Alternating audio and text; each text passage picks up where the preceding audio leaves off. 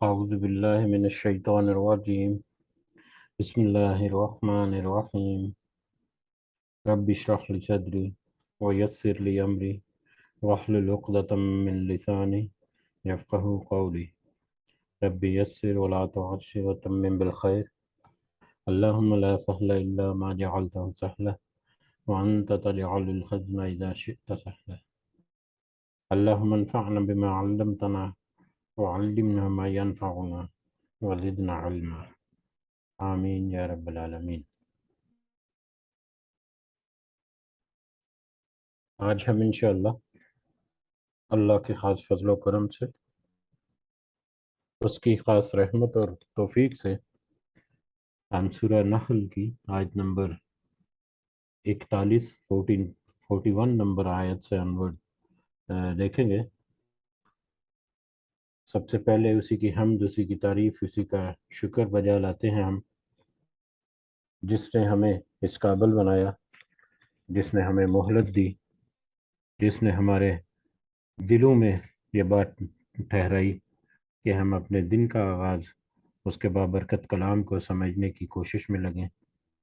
اس دعا کے ساتھ کہ اللہ تعالی ہمیں اس میں کامیابی عطا فرمائے، اللہ تعالیٰ اس میں ہمیں استقامت عطا فرمائے اور اس کا صحیح فائدہ اور صحیح سمجھ بوجھ ہمیں عطا فرمائے، اور ہمیں اس دنیا میں بھی اور آخرت میں بھی کامیاب لوگوں میں شمار فرمائے. آمین یا رب العالمین.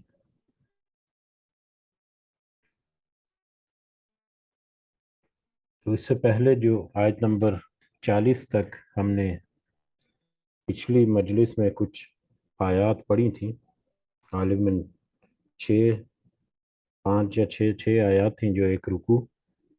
اس کو ہم اگر مختصر الفاظ میں دیکھیں تو اللہ تعالیٰ کہتے ہیں آیت نمبر 35 سے، میں صرف ٹرانسلیشن اس کی دیکھتے ہیں کہ شرک کرنے والے مشرک لوگ، انہوں نے کہا کہ اگر اللہ چاہتا تو ہمیں اور ہمارے باپ دادا کو اس کے سوا کسی اور کی عبادت نہ کرنے دیتا، یا اگر اللہ چاہتا تو ہم اور ہمارے باپ دادا کسی اور کی، اللہ کے سوا یا اس کے سوا کسی اور کی عبادت نہ کرتے، اور نہ ہی اس کے فرمان کے بغیر کسی چیز کو حرام ٹھہراتے. یہی تو کام تھا، یہی کام تھا ان سے پہلے لوگوں کا. تو رسولوں پر تو کھلم کھلا پیغام کو پہنچا دینا، رسولوں پر ذمہ داری تو ہے کہ اللہ کا پیغام وہ پہنچا دیں. اور اللہ تعالیٰ کہتے ہیں ہم ہر امت میں رسول بھیجا کہ لوگوں صرف اللہ کی عبادت کرو اور اس کے سوا تمام معبودوں سے بچو. پس بعض لوگوں تو اللہ تعالیٰ نے ان میں سے ہدایت دی، اور ان میں سے بعض لوگ ایسے تھے جو گمراہی پر ثابت قدم رہے. پس تم خود زمین میں چل پھر کر دیکھ لو کہ اللہ کا انکار کرنے والے اور اس کو جھٹلانے والوں کا انجام کیسے ہوا. چاہے آپ ان کی ہدایت کے کتنے بھی حریص یا کتنے بھی شدید خواہش مند رہے ہیں، لیکن اللہ تعالیٰ اسے ہدایت نہیں دیتا جسے گمراہ کر دے، اور نہ ہی ایسے لوگوں کا کوئی مددگار ہوتا ہے. وہ لوگ بڑی سخت سخت قسمیں کھا کر کہتے ہیں کہ مردوں کو اللہ تعالیٰ زندہ نہیں کرے گا. کیوں نہیں؟ ضرور زندہ کرے گا، یہ تو اس کا برحق اور لازمی وعدہ ہے، لیکن اکثر لوگ نہیں جانتے. اس لیے بھی کہ یہ لوگ جس چیز میں اختلاف کرتے ہیں اسے اللہ تعالیٰ صاف بیان کر دے، اور اس لیے کہ یہ خود کافر اپنا جھوٹ ہونا جان لے. یعنی مردوں کا زندہ کرنا یہ تو اللہ تعالیٰ کا برحق وعدہ ہے، اور یہ اس لیے بھی کہ تاکہ جب وہ ان کا دوبارہ زندہ کیا جائے تو دنیا میں وہ جس چیز میں اختلاف کرتے تھے وہ ان کے سامنے کھل کر سامنے آ جائے، اللہ تعالیٰ اسے صاف صاف بیان کر دے. اور اس لیے بھی کہ یہ کافر جو ہیں یہ دنیا میں جو کفر کرتے رہے اس کفر کا جھوٹا ہونا وہ خود ہی جان لیں. اور پھر آخری آیت جو ہم نے پڑھی تھی آیت نمبر 40، ہم جب کسی چیز کا ارادہ کرتے ہیں تو صرف ہمارا یہ کہہ دینا کافی ہوتا ہے کہ کن، یعنی کہ ہو جا، بس وہ ہو جاتی ہے. اللہ تعالیٰ ہر چیز پر قدرت رکھنے والا، ہر چیز کا خالق اور مالک ہے، جس نے اس پوری کائنات کو بنایا. اس کے لیے کچھ بھی ناممکن نہیں، ہر چیز اس کے دائرہ اختیار میں ہے. جب وہ کسی کام کا ارادہ فرماتے ہیں تو وہ کن کہتے ہیں اور وہ ہو جاتی ہے. اب بڑھتے ہیں ہم آج کے نئے سبق کی طرف، آیت نمبر 41، 41 نمبر آیت کی طرف۔ اعوذ باللہ من الشیطان الرجیم۔ والذین ہاجروا فی اللہ، اور وہ لوگ جنہوں نے ہجرت کی اللہ کی راہ میں، وہ لوگ جو مہاجر ہوئے جنہوں نے اللہ کی راہ میں ہجرت کی، من بعد ما ظلموا، اس کے بعد کہ وہ سب ظلم کیے گئے، اس کے بعد کہ ان کے اوپر بہت سارا ظلم ہوا، اور اس ظلم کے سہنے کے بعد انہوں نے اللہ تعالیٰ کے لیے ہجرت کی، لَنُبُوِّئَنَّهُمْ فِي الدُّنْيَا حَسَنَةً، یقیناً ہم ضرور ٹھکانہ دیں گے انہیں دنیا میں اچھا، یقیناً ہم انہیں دنیا میں اچھا ٹھکانہ دیں گے، وَلَأَجْرُ الْآخِرَةِ أَكْبَرُ،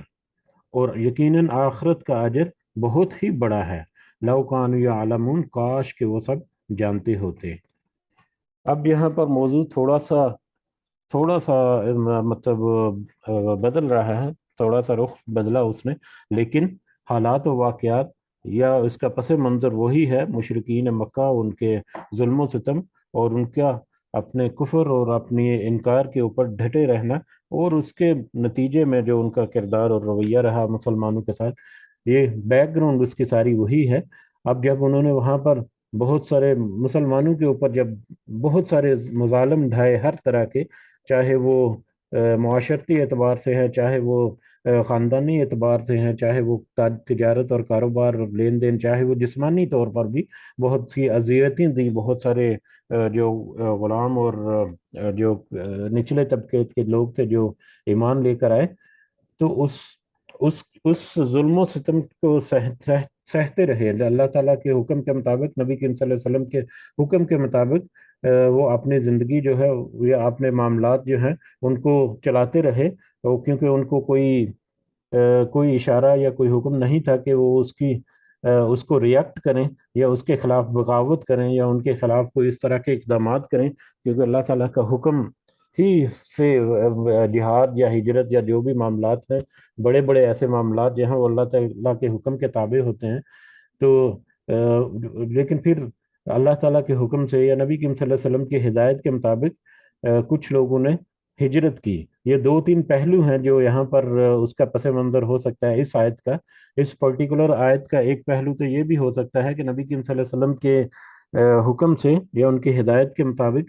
تقریباً 100 یا 100 سے کچھ اوپر نیچے لگ بھگ 100 جو مسلمان تھے، جس میں حضرت عثمان علیہ السلام اور ان کی زوجہ نبی کریم صلی اللہ علیہ وسلم کی بیٹی حضرت رقیہ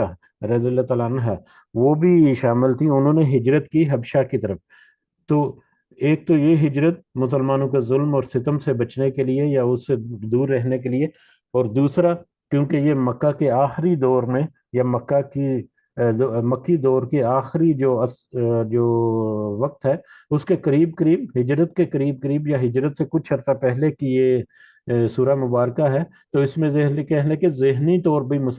طور پر بھی مسلمانوں کو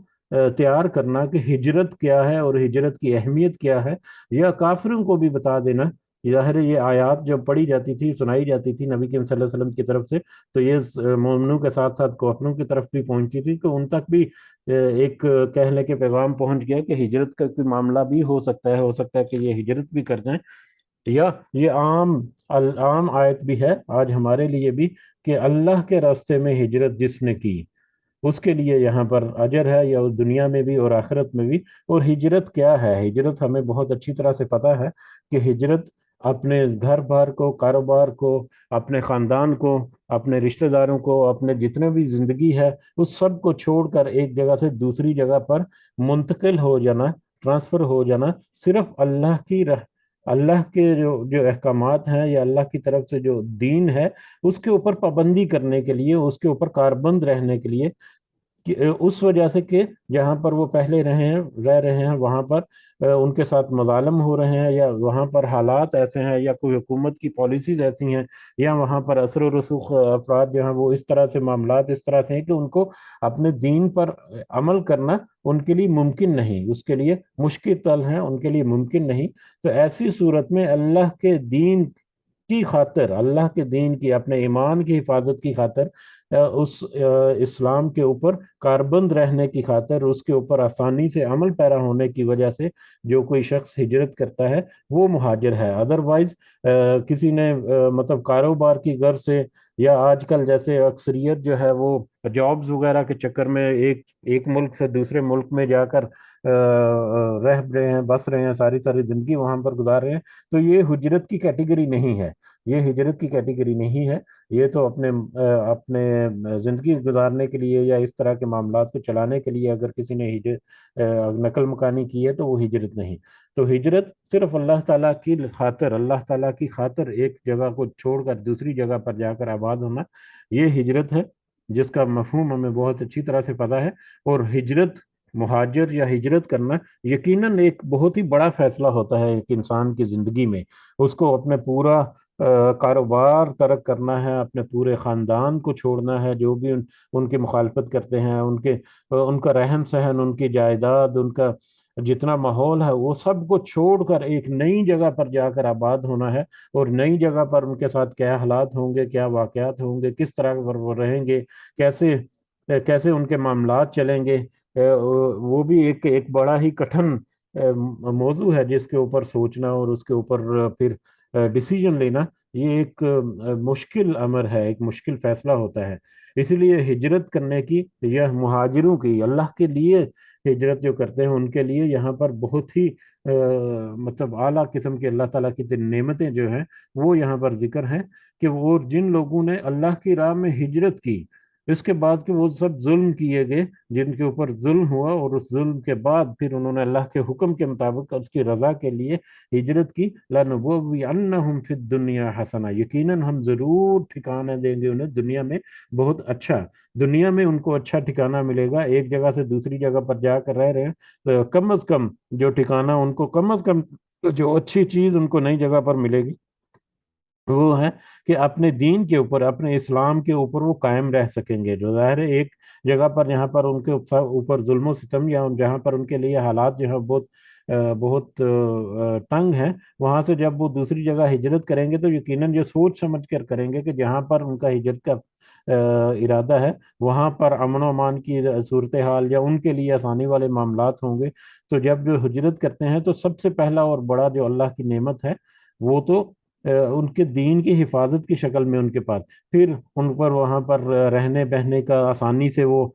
چل پھر سکتے ہیں، آسانی سے اپنے معاملات کو نسبتاً آسانی سے نپٹا سکتے ہیں۔ کاروبار میں بھی وہ تھوڑی سی محنت کریں گے، ان کے لیے حالات جو ہے اچھے رہیں گے، یعنی ماحول سازگار ہوگا تو وہ اچھے سے اپنا ٹھکانہ جو ہے وہ بنا لیں گے، تو دنیا میں بھی ان کو اچھا ٹھکانہ اللہ تعالیٰ کی طرف سے ملے گا۔ اور پھر ولا ولا اجر الآخرتی اکبر، اور یقیناً آخرت کا اجر جو ہے وہ تو بہت ہی بڑا ہے۔ آج آخرت میں پھر ان کو جو اجر ملے گا اس کا، وہ یقیناً بہت بڑا ہے۔ یہ کہ یقیناً دنیا میں اس کا اندازہ کرنا یا اس کا احاطہ کرنا کہ آخرت میں ان کو کتنا اس کا بڑا اجر ملے گا، وہ تو ان کے لیے پاسبل نہیں، وہ تو آخرت میں ہی ان کے سامنے آئے گا۔ یہی وجہ ہے کہ جب حضرت عمر رضی اللہ تعالیٰ عنہ انہوں نے مہاجرین کے لیے کوئی وظیفہ مقرر کیا، تو جب وہ وظیفہ ان کو دیا تو انہوں نے ساتھ یہ بھی کہا، اسی آیت کے تناظر میں انہوں نے کہا کہ یہ وظیفہ یا دنیا کا جو مال و مدد یا تھوڑی سی مدد جو تمہارے لیے، یہ تو دنیا کا بدلہ ہے، یہ تو اللہ کی طرف سے دنیا میں تمہارے لیے بدلہ ہے، آخرت میں اس کا بدلہ جو ہے وہ اس سے بہت زیادہ ہوگا۔ حضرت عمر رضی اللہ تعالیٰ عنہ کی نے بھی اس آیت کے تناظر میں یہ جملہ دہرایا تھا مہاجرین کے لیے۔ اور پھر لو کانوا یعلمون، کاش کہ وہ سب جانتے، کاش کہ وہ سب جانتے، وہ سب سے مراد یہاں پر وہ لوگ بھی ہو سکتے ہیں جنہوں نے مدینہ کی طرف ہجرت نہیں کی حکم کے مطابق، یا جو ہجرت کو اچھا پسند نہیں کیا، جو ہجرت کرنا ان کے لیے بہت مشکل امر ٹھہرتا تھا، یا وہ لوگ جو مخالفت کرتے ہیں دین کی، تو ان کو کہ کاش کہ وہ لوگ جو ہجرت کے مخالف ہیں، یا ہجرت کرنا ناپسندیدہ عمل ہے، یا ہجرت کو سے کتراتے ہیں، یا اس طرح کے معاملات، کے کاش کہ وہ سب خوب اچھی طرح سے جانتے ہوتے، کاش کہ ان کو پتا ہوتا کہ ان کو دنیا میں کیا اچھا ٹھکانہ ملے گا اور آخرت میں کتنا ان کا بڑا اجر ہوگا۔ الذین صبروا، وہ لوگ جن سب نے صبر کیا. اب یہ مہاجر جو ہیں، ہجرت کرنے والے جو ہیں، یہ وہ لوگ ہیں جن سب نے صبر کیا. وہ اعلیٰ ربہم یتوکلون، اور اپنے رب پر بھروسہ کرتے ہیں. یہ ہجرت کرنے والے مہاجر جو ہیں، یہ وہ لوگ ہیں جنہوں نے صبر کیا. چاہے جتنی بڑی تکلیفیں اور آزمائشیں ان کے اوپر آئیں، انہوں نے صبر کیا، اور صبر کے ساتھ وہ اللہ کے رستے پر کھڑے رہے. اللہ کے رستے پر اپنا جو دین ہے اس کی حفاظت کرتے رہے، اپنے ایمان کی حفاظت کرتے رہے، اور اللہ پر بھروسہ کرتے ہوئے کہ ان کو دنیا میں بھی یقیناً اچھا ٹھکانہ یا اچھا گھر یا اچھا ان کو بعد میں وقت آئے گا ان کے اوپر، اور آخرت میں یقیناً ان کو ایک اچھا بڑا اجر ملے گا. اس بات پر وہ اللہ کے وعدے کے اوپر بھروسہ کرتے رہے، اور صبر و استقامت کے ساتھ انہوں نے جو بھی آزمائشیں اور تکلیفیں اور مشکلیں تھیں وہ سہیں. یہ وہ لوگ ہیں جنہوں نے ہجرت کی یا جو مہاجر ہوئے. وما ارسلنا من قبلک، اور نہیں ہم نے بھیجے آپ سے پہلے، الا رجالن، مگر مرد ہی. نہیں ہم نے اس سے پہلے، آپ سے پہلے نبی کریم صلی اللہ علیہ وسلم کو کہا جا رہا ہے کہ نہیں ہم نے آپ سے پہلے بھیجے لیکن مرد ہی. یعنی اس سے پہلے، آپ سے پہلے بھی ہم مردوں کو یا انسانوں میں سے ہی مردوں کو بھیجتے رہے، ہم نے بھیجے. نوحی الیہم، ہم وہی کرتے تھے ان کی طرف. فَاسْأَلُوا، چنانچہ تم سب پوچھ لو یا پوچھو اہل ذکر سے، ان کنتم لا تعلمون، اگر تم کو نہیں جانتے. اگر تم نہیں جانتے تو اہل ذکر سے پوچھ کر دیکھ لو، یا اہل ذکر سے پوچھ لو کہ ہم نے آپ سے پہلے بھی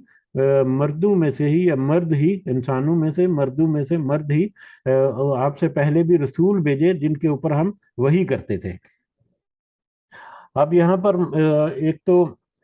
موضوع یہی ہے کہ مشرقین جو ہے وہ تو اس چیز کے اوپر ان کو بڑا عجیب سا لگتا تھا کہ اللہ تعالیٰ نے ہم میں سے ہی ایک شخص کو چن لیا اور اس کے اوپر وہی بھیجنا شروع کر دی. وہ تو ہمارے درمیان اٹھتا بیٹھتا کھاتا ہے، وہ کتنا کیسے اتنا اتنا بڑا مطلب عہدہ جو ہے اس کا حاصل ہو سکتا ہے اس کو.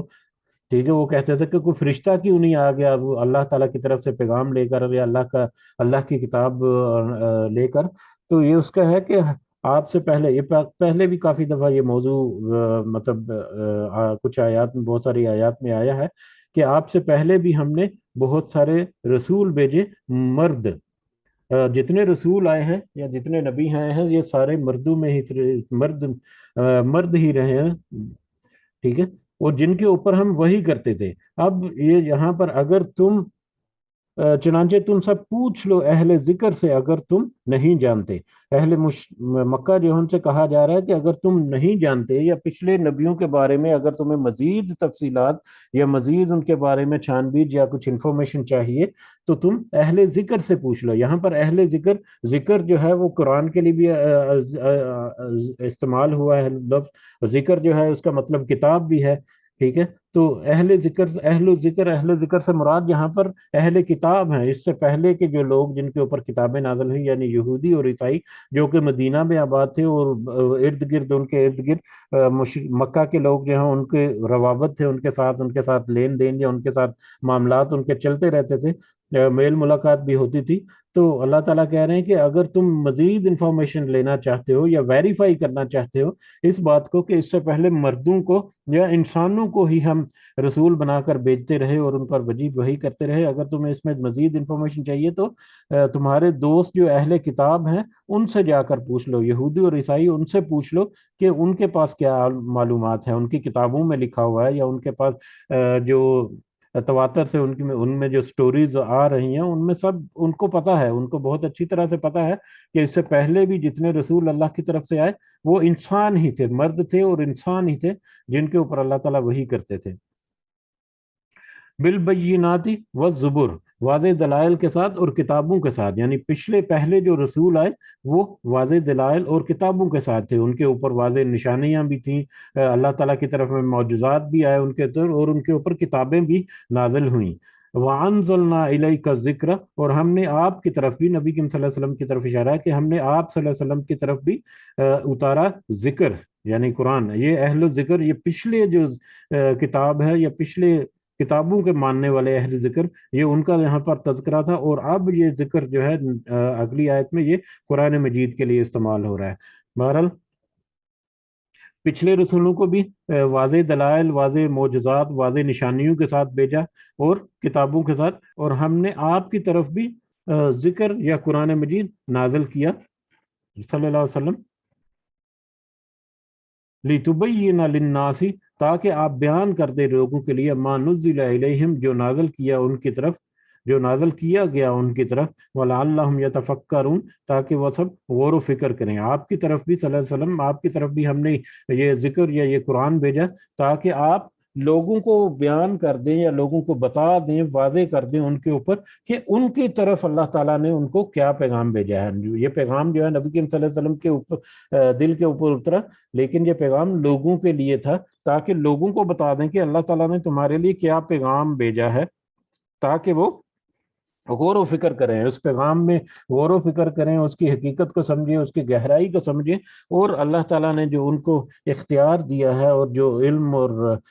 جو ان کو ذہن دیا ہے اس کو استعمال کرتے ہوئے غور و فکر کریں اور ان آیات کو قبول کر کے اپنی اصلاح کر لیں۔ افامن الذین، تو کیا بے خوف ہو گئے ہیں وہ لوگ، مکر السیئات، جن سب نے تدبیریں کی بری، ان یخسف اللہ، کہ وہ دنسا دے اللہ بہم ان کو،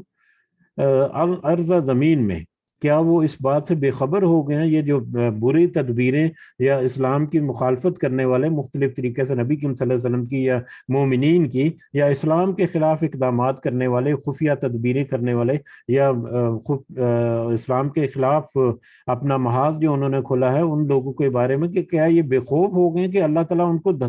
دنسا دے زمین میں، او یا اتیہم العذاب من حیث لا یشعرون، یا وہ آ جائے ان پر عذاب جہاں سے وہ سب سوچتے ہی نہ ہوں گے۔ کیا یہ سب بے خوف ہو گئے ہیں کہ اللہ تعالیٰ ان کو دنسا دے زمین میں، یا ان کے اوپر کچھ ایسا عذاب، اس طرف سے عذاب آئے یا ایسے عذاب آئے کہ جیسے وہ کوئی گمان ہی نہ کرتے تھے۔ یہ ہم سب سے پہلی آیت جو ہے اس کی طرف اگر ہم یاد دہانی یا اپنی نظر دوڑائیں تو وہ یہی تھی کہ اب اللہ کا حکم آن پہنچا، اب اس کے عذاب کے آنے میں یا مہلت کے ختم ہونے میں جلدی کے طلب کرنے میں جلدی مت کرو۔ تو یہاں پر پھر وہی مطلب اس کی طرف ہی اشارہ یا یاد دہانی یا ایک موضوع جو اس سورہ مبارکہ کے شروع کا تھا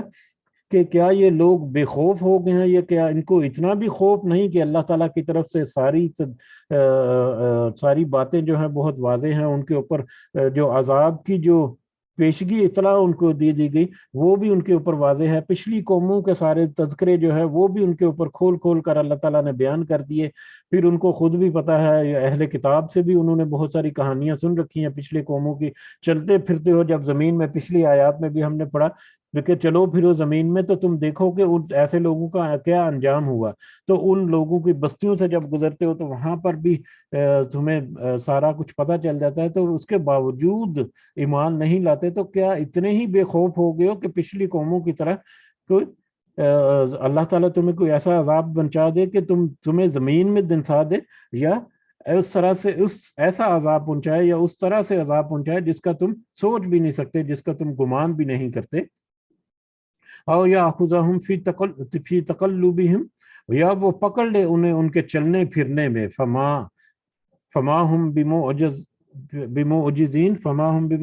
سو نہیں وہ سب ہرگز عاجز کرنے والے، یا پھر ان کو چلتے پھرتے پکڑ لے، چلتے پھرتے، ایک تو یہ ہے کہ عذاب اچانک سے آ گیا، رات کے وقت میں سوئے ہوئے ہیں، صبح ساری بستی اوندے منہ پڑی رہ گئی جیسا کہ پچھلی قوموں میں ہے، یا پھر چلتے پھرتے ہوئے، چلنے پھرنے میں یعنی روزمرہ کی معمول کی زندگی میں جب وہ مصروف ہے، کاروبار میں ہے، کوئی مسافر ہے، سفر کرتا جا رہا ہے، کوئی اپنے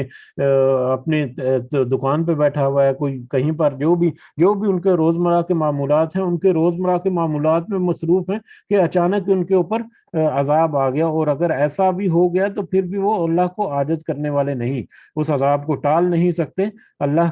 اللہ کو عاجز نہیں کر سکتے۔ او یاخذہم علی تخوف، او یاخذہم علی تخوف، یا وہ پکڑ لے انہیں خوف زدہ ہونے پر،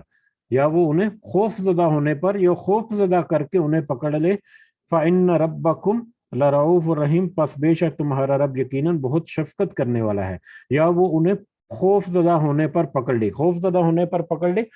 بعض دفعہ بلکہ اکثر اوقات ایسا بھی ہوتا ہے کہ ایک انسان جو ہے، یقیناً اس وقت بھی ایسے لوگ تھے، جو بہت سارے لوگ ایسے موجود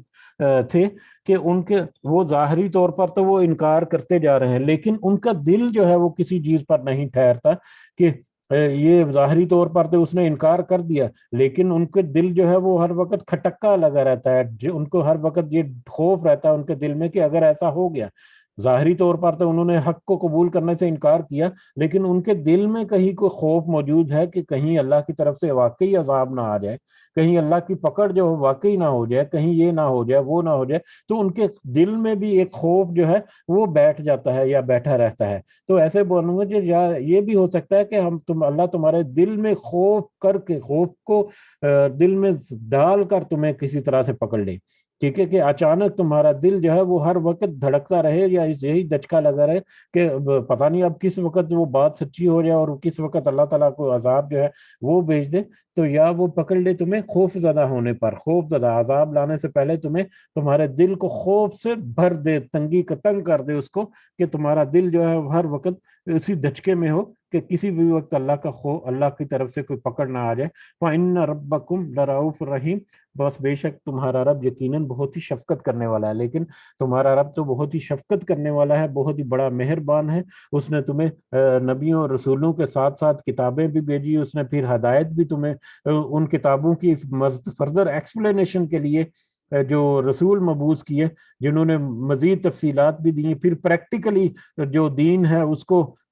کر کے بھی تمہیں دکھا دیا۔ پھر اس سے بھی بڑی نعمت کہ اللہ تعالیٰ نے تمہیں مہلت دی، تو اللہ تعالیٰ نے تمہیں پورا وقت کی دیا کہ اب یہ جو پیغام تمہارے پاس اللہ کی طرف سے موجود ہے وہ قولی طور پر بھی ہے اور ان رسولوں کی عملی زندگی کے طور پر بھی تمہارے سامنے ہے۔ اب اس زندگی سے تم فائدہ اٹھاؤ، یہ اللہ تعالیٰ کی رحمت ہے، اللہ تعالیٰ کی شفقت ہے، مہربانی ہے، جو کہ تمام انسانوں کے اوپر ہے۔ لیکن اس کے باوجود جیسا کہ پچھلے سبق میں ہم نے دیکھا کہ کچھ ایسے ہیں جنہوں نے اس کو قبول کیا اور کچھ ایسے تھے جنہوں نے اس کا انکار کیا اور گمراہی کے راستے پر گامزن رہے۔ اولم یرو، اور کیا نہیں انہوں نے دیکھا، الی ما خلق اللہ من شیء، اس کی طرف جو اللہ تعالیٰ نے پیدا کیا کسی چیز سے۔ یہ جو بھی دنیا میں اللہ تعالیٰ نے پیدا کیا، کیا انہوں نے اس کی طرف نہیں دیکھا؟ یتفیع، وہ جھکتا ہے، ظلالہ، اس کا سایہ جھکتا ہے، عن الیمین وعن الشمائل، دائیں طرف سے اور بائیں طرف، اس کا سایہ دائیں طرف سے اور بائیں طرف جھکتا ہے، سجدن، سجدہ کرتے ہوئے، للہ، اللہ کو، وہم داخرون، اس حال میں کہ وہ سب عاجز ہیں۔ کیا انہوں نے نہیں دیکھا کہ جو اللہ تعالیٰ نے چیز پیدا کی وہ اس کا سایہ دائیں طرف اور بائیں طرف کو جھکتا ہے، سجدہ کرتے ہوئے اللہ کو، اس حال میں کہ وہ سب عاجز ہیں؟ کیا انہوں نے نہیں دیکھا کہ زمین میں جتنی چیزیں ہیں ان سب کا سایہ دائیں اور بائیں طرف جھک کر اللہ تعالیٰ کو سجدہ کرتا ہے، اور وہ سب چیزیں جو اللہ تعالیٰ نے پیدا کی وہ سب عاجز ہیں اللہ تعالیٰ کے لیے۔ صبح کے وقت جب سورج نکلتا ہے تو زمین کے اوپر جتنی چیزیں ہیں، چھوٹی ہے یا بڑی ہے، ان کی لمبائی کے مطابق یا ان کی حیت کے مطابق، صبح کو جب سورج نکلتا ہے تو مغرب کی طرف ان کا سایہ لیٹا ہوا ہوتا ہے، جیسے جیسے وہ سورج بلند ہوتا ہے تو ان کا سایہ جو ہے وہ چھوٹا ہوتا جاتا ہے، اور پھر جیسے وہ مغرب کی طرف بڑھتا ہے سورج تو ان کا سایہ مشرق کی طرف لمبا ہوتا چلا جاتا ہے، اور شام کے وقت میں پھر وہ بالکل ہی زمین کے اوپر لیٹ جاتا ہے، پھر بالکل ہی زمین کے اوپر پھیل جاتا ہے۔ تو یہ گویا کہ اللہ کو سجدہ کرنے کی ایک علامت ہے، یا اللہ کے سجدہ کرنے کی ایک آیت ہے کہ سایہ جو ہے چیزوں کا وہ بھی اللہ کو سجدہ کرتا ہے۔ تو یہ یہاں پر اس کی طرف اشارہ ہے کہ کیا ان لوگوں نے نہیں دیکھا کہ صبح اور شام کو کیسے یہ جتنی چیزیں اللہ تعالیٰ نے پیدا کی ہیں ان سب چیزوں کا سایہ جو ہے وہ اللہ کو سجدہ کرتے ہوئے دائیں اور بائیں طرف سجدہ کرتے ہوئے سجدہ کرتا ہے، اور یہ سب چیزیں، یہ سب اس حال میں کہ سب عاجز ہیں، سب اللہ تعالیٰ کے زیر تابع فرمان ہیں، تابع ہیں۔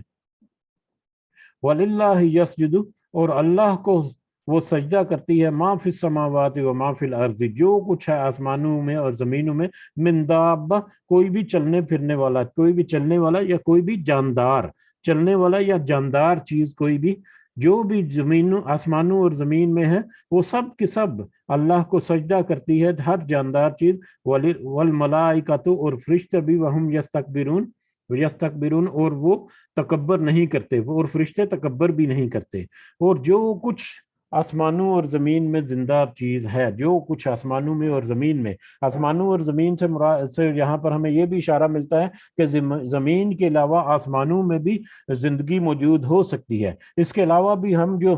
ظاہری طور پر جو ڈیفینیشن کرتے ہیں نا جاندار اور بے جان چیز، تو جاندار تو ہم اسے کہتے ہیں جس میں کوئی زندگی کی رمق یا زندگی ہے، جس میں کوئی حرکت ہے، چلنا پھرنا ہے، یا جو اپنی وقت کے ساتھ بڑی ہوتی ہے اور بعد میں مر جاتی ہے، یا جو بھی زندہ ڈیفینیشن۔ اور بے جان جو ہے اس کو ہم کہتے ہیں کہ جو بالکل بے جان ہے، کوئی حرکت نہیں، بے ٹھوس ہے، ٹھیک ہے۔ لیکن ٹیکنیکلی اگر دیکھا جائے تو ہر چیز جہاں پر مطلب حرکت میں ہے۔ کچھ آیات بھی ہم نے پڑھی ہیں کہ ہر چیز جو ہے وہ حرکت میں ہے۔ اور ٹیکنیکلی اگر دیکھا جائے تو ایٹم جو ہے، جو کسی بھی مادے کی بنیادی اکائی ہے، اگر اس کو دیکھا جائے تو اس میں حرکت موجود ہے۔ نیوٹران اور پروٹون کو آپس میں کیسے حرکت میں رہنا، اور یہ ایٹم جو ہے وہ کس طرح سے زندگی، بہرحال وہ ایک الگ سے بحث ہے۔ اس کو اگر سامنے رکھیں تو ہر چیز حرکت کر رہی ہے، ہر چیز میں کوئی زندگی اللہ تعالیٰ کی طرف سے موجود ہے، اور ہر چیز جو ہے وہ جو کچھ بھی آسمانوں اور زمین میں وہ سجدہ کرتی۔ بہرحال یہاں پر جاندار کے لیے تو جاندار ہم اپنے جو لغوی معنی ہے اس کو بھی سامنے رکھ کر اگر دیکھیں تو پھر بھی یہ بہت ہی وسیع ایک آیت ہے کہ آسمانوں اور زمین میں جو کچھ ہے وہ سب کچھ، جو بھی زندہ چیز ہے وہ ہر چیز اللہ کو سجدہ کرتی ہے۔ ہر انسان جو ہے وہ تو سجدہ کرتا ہے، اس کو تو بڑا ہی سامنے واضح طور پر اس کو پتا ہے، لیکن اس کے علاوہ کس کس طرح سے چیزیں سجدہ کرتی ہیں، پہاڑ کیسے سجدہ کرتے ہیں، درخت کیسے سجدہ کرتے ہیں، باقی زندگی کے زندہ چیزیں کیسا سجدہ کرتی ہیں، یہ تو آیت متشابہات ہی ہیں۔ اور یقیناً اللہ تعالیٰ کی طرف سے کچھ احادیث سے بھی کچھ اشارے ملتے ہیں کچھ چیزوں کی طرف، جیسے کچھ درخت جو ہے وہ سجدے میں ہے۔ بہرحال لیکن وہ ہم اس کو سمجھنے سے قاصر ہیں کہ اصل حقیقت کیا ہے یا کس طرح سے، کس انداز میں، لیکن وہ اللہ کی ناشکری نہیں کرتے۔ اللہ کے جو ان کو رستہ بتا دیا اللہ تعالیٰ نے، اسی رستے پر وہ گامزن ہے، اسی رستے پر وہ چلتے ہوئے پیدا بھی ہوتے ہیں اور اپنی زندگی گزار کر فنا بھی ہو جاتے ہیں، ختم بھی ہو جاتے ہیں۔ بہرحال جو کچھ آسمانوں اور زمین میں ہے زندہ، ہر چیز جو ہے وہ اللہ تعالیٰ کو سجدہ کرتی ہے، اور فرشتے بھی اللہ تعالیٰ کو سجدہ کرتے ہیں، وَهُمْ لَا يَسْتَكْبِرُونَ، اور وہ سب تکبر نہیں کرتے۔ اور تکبر جو ہے اس کا بھی ہم نے مطلب کچھ دن پہلے دیکھا تھا کہ تکبر کا مطلب یہ ہے کہ کسی کی بات کو پیچھے کر کے اپنی منمانی کرنا ہے، اور اللہ کے ساتھ تکبر کرنا یعنی اللہ کے احکامات کو چھوڑ کر، یہ شرک بھی آ سکتا ہے۔ اور شرک کے علاوہ باقی بھی جتنے معاملات میں اللہ کا حکم جہاں پر موجود ہے، اللہ کے حکم کو سیکنڈری کر دینا یا اس کو چھوڑ کر اپنی منمانی کرنا، اپنی مرضی سے اپنا جو دل چاہا اس کے مطابق اپنا عمل کرنا، یہ تکبر ہے۔ جس طرح سے شیطان کے بارے میں ہے، ابلیس، جس نے اللہ کا حکم ماننے سے انکار کر دیا، گویا کہ اس نے تکبر کیا۔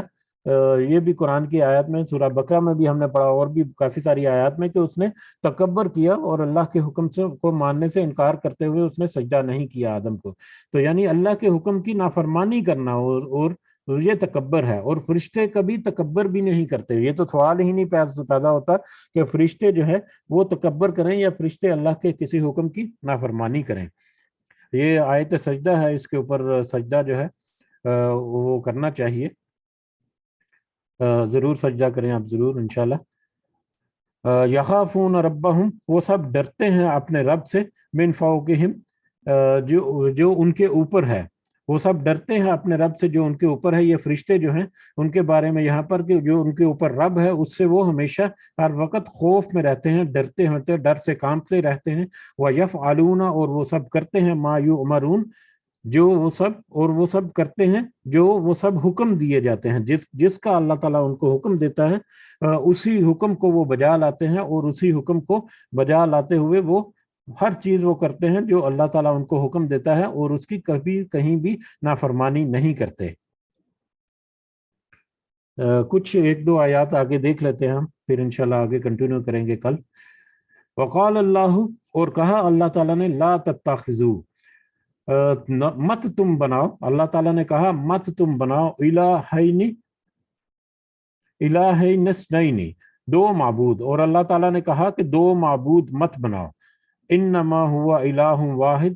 بے شک یقیناً صرف وہ ایک معبود ہے، وہ ایک اکیلا معبود ہے، فَإِيَّايَ، پس صرف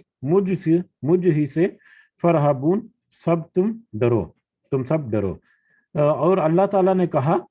کہ تم مت بناؤ دو معبود، یہ اللہ تعالیٰ کا پیغام جو انسان کی طرف ہے۔ پچھلی آیات میں ہم نے دیکھا کہ اللہ تعالیٰ کو پیغام، اللہ تعالیٰ کا پیغام جو ہے وہ پہنچاتے ہیں رسول جو ہیں،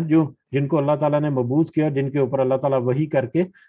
پیغام دیتا ہے انسانوں کو۔ تو انسانوں کے پاس جو پیغام ہے اللہ تعالیٰ کا، جو سب سے پہلا اور بنیادی پیغام جب سے وحی کا سلسلہ شروع ہوا ہے، حضرت نوح علیہ السلام سے لے کر نبی کریم صلی اللہ علیہ وسلم تک جتنے نبی اور رسول آئے، سب کا جو پہلا پیغام اللہ تعالیٰ کی طرف سے جو انسانوں کو ملا وہ کیا ہے کہ اللہ واحد ہے، اس کے علاوہ کوئی معبود نہیں، اس کے ساتھ شرک مت کرو۔ اور یہی یہاں پر دوبارہ سے دہرایا اللہ تعالیٰ نے کہ اللہ تعالیٰ نے کہا کہ مت بناؤ دو معبود، یعنی اللہ کے مقابلے میں کسی کو بھی معبود مت ٹھہراؤ، ٹھیک ہے۔ اللہ کے مقابلے میں کسی ایک کو بھی معبود بنا دیا تو اس کا مطلب ہے اس نے دو معبود بنا دیے، یعنی کہ ایک اللہ اور اس کے مقابل یا اس کے مقابلے پر ایک دوسرا، یا دو یا اس سے زیادہ، جتنے مرضی اس نے کر لیے۔ بات تو ایک ہی ہوگی کہ اللہ کے علاوہ کسی کو بھی معبود بنا دیا، چاہے ایک کو بناؤ چاہے ہزاروں کو بناؤ، وہ اللہ کے ساتھ شرک ہو گیا، ٹھیک ہے۔ تو اللہ تعالیٰ نے کہا کہ شرک مت کرو، اللہ کے علاوہ کسی کو معبود مت بناؤ، دو معبود مت بناؤ، انما ہوا الہ واحد، یقیناً وہ ایک ہی معبود ہے، اکیلا معبود ہے، اس کے علاوہ کوئی معبود نہیں، اس کے علاوہ کوئی اس بات لائق نہیں کہ اس کی عبادت کی جائے۔ وَإِيَّايَ فَارْهَبُونَ، پس تم مجھ ہی سے ڈرو۔ اللہ تعالیٰ کا تقوی، اللہ تعالیٰ سے ڈرنے کا حکم اللہ تعالیٰ نے بہت دفعہ قرآن مجید میں دیا۔ وَلَهُ مَا فِي السَّمَاوَاتِ وَالْأَرْضِ، اور اس کا، اور اسی کا ہے، یعنی اللہ ہی کا ہے، مَا فِي السَّمَاوَاتِ وَالْأَرْضِ، جو کچھ ہے آسمانوں اور زمین میں، وَلَهُ الدِّينُ وَاسِبًا، اور اسی کی اطاعت ہے ہمیشہ۔ آفا غیر اللہ تتقون، کیا پس اللہ کے علاوہ تم سب ڈرتے ہو؟ جو کچھ آسمانوں اور زمین میں ہے سب کا سب اللہ ہی کا ہے، اللہ ہی اس کا خالق ہے، اللہ ہی اس کا مالک ہے، اللہ ہی اس کا رب ہے۔ اس کا ہر پہلو، اس کا ہر نظام، چاہے وہ زندہ ہے یا جاندار ہے یا بے جان ہے، بے جان چیزیں بھی آپس میں کیسے وہ حرکت کر رہی ہیں اور کیسے ان کا آپس میں ایک دوسرے کے ساتھ تعلق ہے، ایک دوسرے کے ساتھ ان کا ایک رشتہ ہے، جس رشتے کے تحت وہ ایک خاص منزل کی طرف رواں دواں ہے۔ بہت ساری آیات ہم نے اس سے پہلے پڑھی ہیں۔ تو اس کائنات میں، آسمانوں اور زمین کا مطلب کائنات میں جو کچھ ہے وہ سب کا سب اللہ ہی کا ہے، اللہ ہی کے لیے ہے یا اللہ ہی کا ہے، اور اسی کے اطاعت ہے۔ یہی وجہ ہے کہ ہمیشہ اسی کی اطاعت کرنا ضروری ہے، اس کے علاوہ کسی اور کی اطاعت جائز نہیں ہے۔ اسی کی بات ماننا، اسی کی عبادت کرنا، اسی کے حکم کی پیروی کرنا، یہ سب کے لیے ضروری ہے ہمیشہ ہمیشہ۔ غیر اللہ تتقون، تو کیا پس اللہ کے علاوہ تم کسی ڈر سے ڈرتے ہو؟ اللہ کے علاوہ بھی تم کسی اور سے ڈرتے ہو، یعنی اللہ کے علاوہ جو دیوی دیوتائیں جو بنا رکھی ہیں، یا جو قبروں میں لیٹے ہوئے بزرگ ہیں جو کب سے گزر چکے، جن کو اپنا پتہ نہیں کہ ان کے ساتھ اللہ تعالیٰ کیا معاملہ کرنے والا ہے، یا کم از کم آج ہمیں کچھ پتہ نہیں کہ قبروں میں جو لوگ ہیں وہ ان کے ساتھ اللہ تعالیٰ کس طرح سے معاملات کر رہے ہیں، یا کیا ان کا انجام کیسا ہوگا، ٹھیک ہے۔ اس کے علاوہ شیطان کے جتنے وسوسے ہیں، یا شیطان کی چالوں میں جتنے تم چلتے ہو اور پھر ان سے تم ڈرتے بھی ہو۔ یہ جو مشرک لوگ ہیں یہ دیوی دیوتاؤں سے ڈرتے ہیں، تھوڑی سی مصیبت آ گئی تو فلاں دیوی کی طرف سے کوئی آزمائش ہے، یا مشکل وقت آ گیا، یا فلاں ان کا دیوتا جو ہے اس کی طرف سے کوئی یہ پریشانی، یا اس کی طرف سے کوئی سزا واجب ہوگی، یا اس سے وہ ڈرتے۔ تو کیا تم اللہ کے علاوہ سب دوسروں سے ڈرتے ہو، جبکہ اللہ ہی ہے جو کہ ساری کائنات کا خالق اور مالک ہے، اور اسی کے لیے ہے سب کچھ، جو اور اسی کی اطاعت ہمیشہ ضروری ہے، لازم ہے، واجب ہے۔ وما بکم من نعمت، اور جو کچھ تمہارے پاس ہے کسی نعمت میں سے، اللہ تعالیٰ नेमतों में से जो कुछ तुम्हारे पास है, जो तुम्हारे पास नेमतें हैं, फमिनल्लाह है, तो वो सब अल्लाह की तरफ से हैं। ये तुम्हारे पास जितनी नेमतें हैं, तुम्हारी अपनी जिंदगी, तुम्हारे अपना माल और दौलत, तुम्हारा अपना कारोबार, तुम्हारे अपने खानदान, तुम्हारा उठना बैठना, अल्लाह ताला ने तुम्हें इज्जत, दौलत, शोहरत, या जिस भी हालत में तुम इस वक्त हो, हर हालत में इंसान इंसान इस दुनिया में किसी भी हालत में है, चाहे वो बीमार है, चाहे वो तंदुरुस्त है, चाहे वो गरीब है, चाहे वो अमीर है, अल्लाह के ऊपर, अल्लाह की तरफ से उसके ऊपर बेशुमार नेमतें हैं। वो हर वक्त अगर टटोले अपनी जिंदगी को, चाहे वो किस भी हालत में है, तो उसको बहुत सारी ऐसी नेमतें मिलेंगी जो अल्लाह ताला की तरफ से उसके ऊपर मौजूद हैं। जी, आपने माइक ऑन किया, कुछ आप कहना चाह रहे हैं? अस्सलाम वालेकुम रहमतुल्लाहि व बरकातहू। वालेकुम अस्सलाम रहमतुल्लाहि व बरकातहू। ये एक आयत रह गई है एक शायद, आयत रह गई, कौन सी आयत? इससे पीछे वाली वलाहु मा फिस समावाति वल अर्दी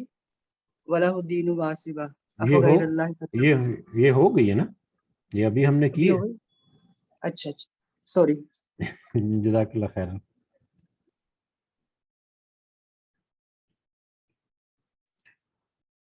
वमा बिकुम मिन नेमतिन फमिनल्लाह,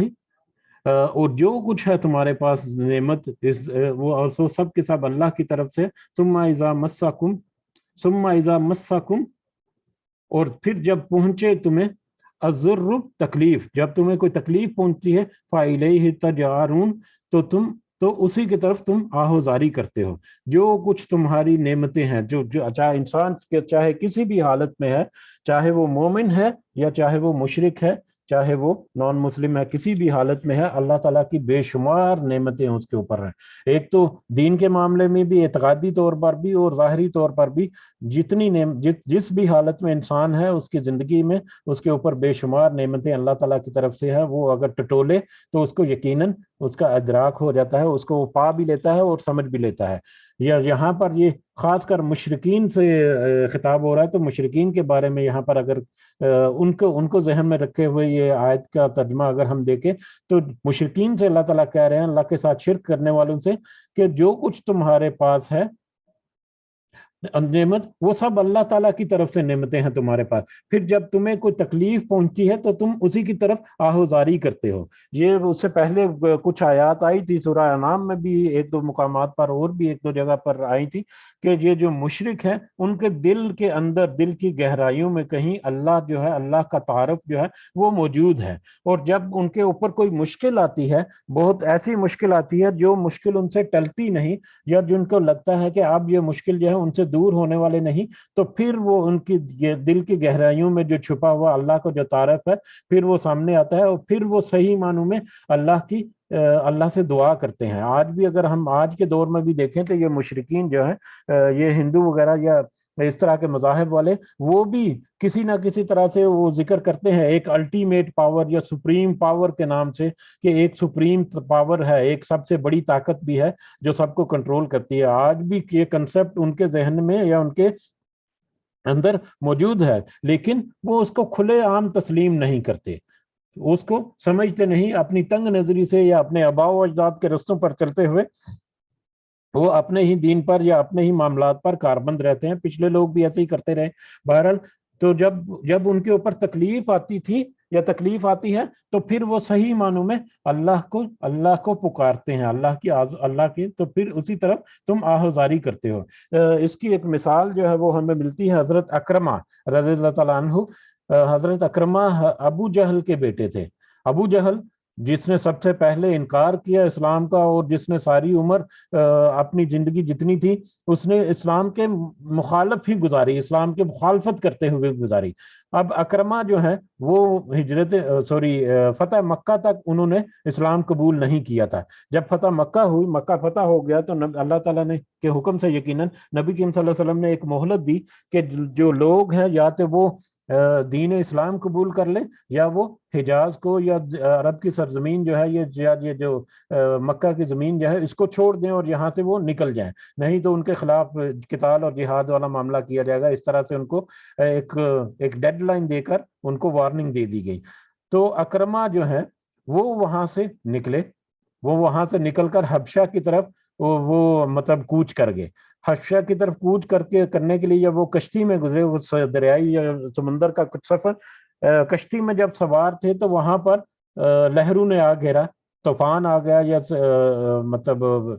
طغیانی آ گئی سمندر میں یا دریا میں سمندر میں. اب وہ لہروں میں وہ گر گئی، جب وہ کشتی لہروں میں گر گئی تو وہاں پر سارے مشرک تھے، سارے وہ مطلب جو بھی وہاں پر کشتی میں موجود تھے سارے وہ شرک کرنے والے تھے، وہ انہوں نے اپنے دیوی دیوتاؤں کو پکارنا شروع کر دیا. لیکن جب طوفان نہیں تھما اور جب ان کو لگا کہ اب یہ طوفان جو ہے یہ تو تھمنے والا نہیں، تو پھر ان میں سے کچھ نے کہا کہ تم اللہ کو پکارو، اب اللہ کو پکارنے کا وقت ہے. تو پھر انہوں نے اللہ کو پکارنا شروع کر دیا. اکرما نے جب یہ دیکھا کہ یہ تو وہی اللہ ہے جس کی محمد صلی اللہ علیہ وسلم پچھلے 20 سال سے ہمیں سبق دے رہے ہیں، پیغام دے رہے ہیں، اور جس کی طرف ہمیں بلا رہے ہیں، یہ تو وہی اللہ ہے، تو یہ اللہ اگر اس وقت میں یہ ہماری حفاظت کر سکتا ہے تو ہمیشہ یہ ہماری حفاظت کرنے والا ہے. تو اس وقت انہوں نے سوچا کہ اگر میں اس طوفان سے یا اگر میں اس مصیبت سے زندہ بچ گیا تو میں فوراً محمد صلی اللہ علیہ وسلم کے پاس جاؤں گا اور اپنے دین کا اقرار کروں گا. اور ویسا ہی ہوا کہ اس جو کشتی کا جو سختی سے یا جو مصیبت تھی، اللہ تعالیٰ نے اس مصیبت کو ٹال دیا. جب وہ وہاں سے نکلے تو سیدھا وہ نبی کریم صلی اللہ علیہ وسلم کی خدمت میں حاضر ہوئے اور وہاں پر جا کے انہوں نے اسلام قبول کر لیا. اور اس کے بعد کہتے ہیں کہ انہوں نے بہت سارے جہادوں میں بھی حصہ لیا. تو یہ ایک زندہ مثال جو ہے یہ بھی ہمارے سامنے موجود ہے. اور اس کے علاوہ بھی آج بھی جیسا کہ میں نے بتایا کہ ان کے ذہن میں کنسپٹ ہے اللہ کا، سپریم پاور کا یا ایک الٹیمیٹ پاور، لیکن اس کو وہ سامنے نہیں رکھتے. لیکن جب صحیح معنوں میں ان کے اوپر تکلیف آتی ہے تو پھر وہ اس اللہ کی طرف رجوع کرتے ہیں. ثم اذا کشف، پھر جب وہ دور کر دیتا ہے، پھر اللہ جب دور کر دیتا ہے الضر، تکلیف کو، عنکم، تم سے، اذا فریقن، تو اچانک ایک گروہ، منکم، تم میں سے، بربہم، اپنے رب کے ساتھ، یشرکون، وہ سب شریک بناتے ہیں. اور پھر جب اللہ دور کر دیتا ہے اس تکلیف کو تو تم میں سے ایک گروہ جو ہے وہ دوبارہ پھر وہ اپنے رب کے ساتھ شریک سے بناتے ہیں. اس وقت تو پھر اللہ کو یاد کر لیا، لیکن جب وہ اس تکلیف سے نکلے، اس مصیبت سے نکلے، تو پھر واپس اپنی گہما گہمی میں واپس اپنے انہی دیوتاؤں یا انہی ولیوں کو یا انہی معبودوں کو پکارنا شروع کر دیا جن کو وہ پہلے پکارتے تھے. یعنی اس سے بھی انہوں نے سبق حاصل نہیں کیا کہ اتنی آزمائش کے وقت، اتنی مشکل کے وقت، جب ان کو ان کے معبودوں کو پکارنا بھی کسی کام نہیں آیا، تو وہ اللہ ہے جس نے ان کو بچایا. لیکن جیسے ہی وہ اس تکلیف سے نکلے تو پھر واپس اپنی پرانی روش پر برقرار قائم ہو گئے. لِيَكْفُرُوا بِمَا آتَيْنَاهُمْ، تو یہ نفس تاکہ وہ سب ناشکری کریں ان کی جو ہم نے دی انہیں. یہ سب وہ اس لیے کرتے ہیں، یعنی اللہ کی طرف واپس، اللہ کو چھوڑ کر واپس اپنے معبودوں کی طرف چلے جاتے ہیں، یہ اس لیے تاکہ وہ ناشکری کریں. یہ یعنی کہ ایک حجت ہے کہ مطلب انہوں نے اللہ تعالیٰ کی ناشکری کرنی ہے تو بس وہ ناشکری کریں اس کی جو ہم نے دی. یعنی اللہ تعالیٰ نے ان کو بہت ساری نعمتیں دی جس کا یہ ابھی بھی پچھلی آیت میں ذکر ہوا، اس کے باوجود وہ دوسرے لوگوں سے ڈرتے ہیں. اور جب ان نعمتوں کی موجودگی میں جب ان کے اوپر تکلیف آتی ہے تو وہ پھر اللہ کے لیے آہوزاری کرتے ہیں، اور جب وہ تکلیف کو دور کیا جاتا ہے تو پھر وہ واپس ناشکری کرتے ہوئے، ان نعمتوں کی ناشکری کرتے ہوئے واپس اسی طرف پلٹ جاتے ہیں. فتمتعوا، تو تم سب فائدہ اٹھا لو. تمتع یعنی عارضی فائدہ اٹھانا، عارضی طور پر کوئی فائدہ اٹھانا، تو تم سب فائدہ اٹھا لو اس دنیا میں. عارضی طور پر جتنا تم فائدہ اٹھا سکتے ہو اس طرح سے اٹھا لو. فَسَوْفَ تَعْلَمُونَ، پس عنقریب تم سب جان لو گے. عنقریب ایک وقت آئے گا جب یہ مہلت ختم ہو جائے گی اور جب تمہارے اوپر سارا کچھ سامنے ہو جائے گا، اور عنقریب تم سب جان لو گے. اس وقت تک تم دنیا میں عارضی طور پر جو کچھ فائدے حاصل کرنا چاہتے ہو یا کچھ فائدہ اٹھانا چاہتے ہو تو وہ اٹھا لو، لیکن ایک وقت ضرور آئے گا جب اللہ تعالیٰ تمہاری مہلت کو ختم کر دے گا اور پھر تم حقیقتوں کو جان لو گے. پھر تمہیں پتہ چل جائے گا. یا ابھی پچھلی آیات میں ہم نے کل جمعہ بدھ کے سبق میں بھی ہم نے دیکھا تھا کہ یہ اس لیے بھی انکار کرتے ہیں موت کا انکار یا بعد میں کہ قیامت کے دن جب اٹھیں گے تو اپنے دنیا کے کیے ہوئے کفر کو جھوٹا بھی پا لیں کہ دنیا میں جو انہوں نے کیا وہ سب جھوٹ تھا. यहीं पे रुकते हैं हम इंशाल्लाह, बाकी अगला कल आगे कल कंटिन्यू रखेंगे। वमा अलैना इल्लल बलागुल मुबीन। जी अगर किसी को कुछ ऐड करना है तो आप कर सकते हैं। जज़ाकुमुल्लाह खैरन कसीरा।